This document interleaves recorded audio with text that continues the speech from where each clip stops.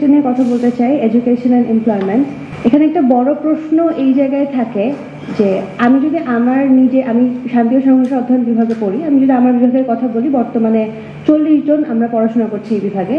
এই বিভাগ থেকে যদি 40 জনের 40 জনই অনেক বেশি স্কিলড হয়ে বের হয়, জব ফিল্ডে গিয়ে আমি 10 জনের বেশি কাউকে জব দিতে পারবো না। তাহলে এই যে 40 জন মানুষকে আমি এখানে এনে পড়াশোনা করাচ্ছি, তাদের 4 বছর অনার্স, 1 বছর মাস্টার্স, এরপর যদি তারা ডাবল মাস্টার্স করে 2 বছর, এই যে 4 বছর কিংবা 6 বছর আমি তাদেরকে পড়াশোনা করাচ্ছি, এবং 30 জনের মধ্যে 40 জনের মধ্যে 30 জনকে আসলে অফার করার মতো আমার কোনো জব নাই। তো সেই জায়গা থেকে আসলে আমাদের কোয়েশ্চেনটা শুরু হয় যে আনএমপ্লয়মেন্ট প্রবলেমটাকে আসলে মানে ইটসেলফ একটা প্রবলেম, নাকি এই প্রবলেমটা আমরা তৈরি করেছি।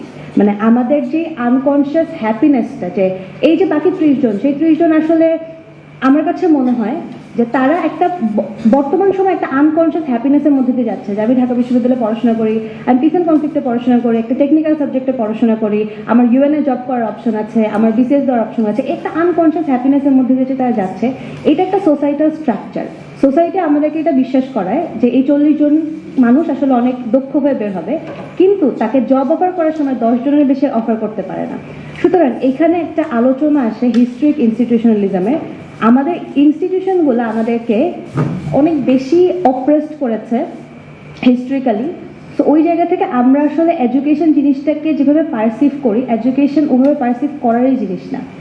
আপনি চিন্তা করেন, আপনার আসলে বর্তমানে বাংলাদেশের মতো একটা জায়গায় দাঁড়িয়ে আমি অনেক কথাবার্তা বলতে পারি, অনেক থিওরিটিক্যাল কথাও বলতে পারি, অনেক ফ্রেমওয়ার্কও দেখাতে পারি, কিন্তু বাংলাদেশের মতো একটা জায়গায় দাঁড়িয়ে আপনার বর্তমানে ঢাকা বিশ্ববিদ্যালয়ে যদি আমি শুধু চিন্তা করি যে কয়জন স্টুডেন্ট ভর্তি নাই, এত স্টুডেন্ট কি তাদের ভর্তি নেওয়া উচিত কিনা, এত স্টুডেন্ট কি তাদের আসলে সেই স্টুডেন্টদেরকে সেই লাইফস্টাইলটা প্রোভাইড করা, সেই এডুকেশনের যে সার্ভিলেন্সেসগুলো সেগুলো প্রোভাইড করা, সেই জিনিসগুলো আসলে তাদের পক্ষে সম্ভব কিনা? অবশ্যই সম্ভব না। সেই জায়গায় আমাদের আসলে এডুকেশনের যেই থিমটা, যে থিম অনুযায়ী আমরা চিন্তা করি, এটাকে আমাদের রিথিঙ্ক করা উচিত। সেক্ষেত্রে আমরা এমপ্লয়মেন্টের জায়গাটাতে একটা ডিফারেন্সেস দেখতে পাবো।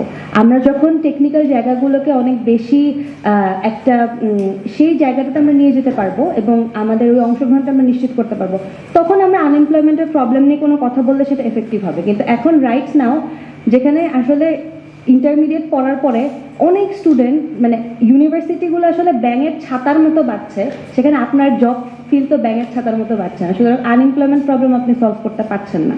দ্বিতীয়ত হচ্ছে, আমরা যখন নারীদের অংশগ্রহণের কথাটা বলি, এখানেও অনেক কথা সার্ফেস লেভেলে আসতে পারে, কিন্তু আমরা যদি গবেষণা দেখি, গবেষণায় আসলে একটা মেয়েকে যখন মানে জিজ্ঞেস করা হয় যে তুমি এই প্রত্যন্ত এলাকাটাতে আসলে তুমি গেলে না কেন, তখন তারা কিন্তু এইটা বলে না যে ওখানে আমি সোশ্যাল সিকিউরিটির ভয় পাচ্ছি বা আমি অন্য কোনো ভয় পাচ্ছি। তারা যে কথাগুলো বলে যে ওখানের যে টয়লেটটা, সেই টয়লেটটা আসলে আমি ইউজ করতে পারবো না। অর্থাৎ আপনার যে পলিসি, আপনার পলিসিগুলোতে আপনি মেয়েদেরকে জায়গা অনেক বেশি দিচ্ছেন, আপনি হয়তো মেয়েদেরকে ইন্টিগ্রেট অনেক বেশি করছেন, কিন্তু আপনার স্ট্রাকচারটা আপনি ওইভাবে ডেভেলপ করছেন না যেখানে গিয়ে আসলে ওই মেয়েটা কমফোর্টেবল ফিল করবে এবং সেই রুট লেভেল পর্যন্ত যাবে।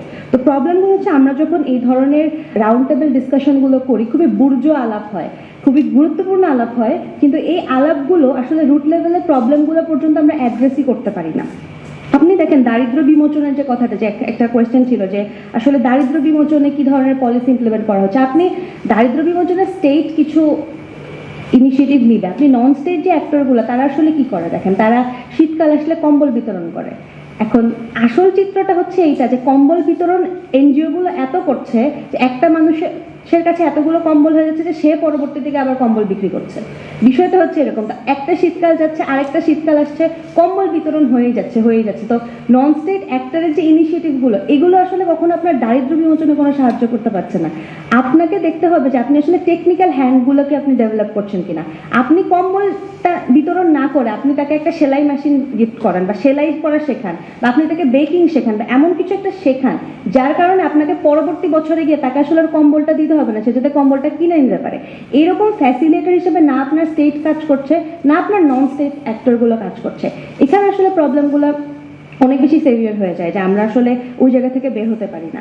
আর হেলথ অ্যান্ড এনভায়রনমেন্টের যে বিষয়টা, এটা আসলে মানে আমাদের একটা টার্ম আছে, আমরা পড়াশোনা করি পিস ইকোলজি নিয়ে, যে এমন কোনো ডেভেলপমেন্ট আসলে হতে পারবে না যেটা আপনার সোসাইটির যেই মানে এনভায়রনমেন্টের যেই কোর জায়গাগুলো সেই জায়গাগুলোকে হার্ম করে, কিন্তু আপনি যখন ডেভেলপমেন্টের জায়গাগুলো দেখেন প্রত্যেকটা জিনিস আসলে আপনার কোর জায়গাগুলোকে হার্ম করে।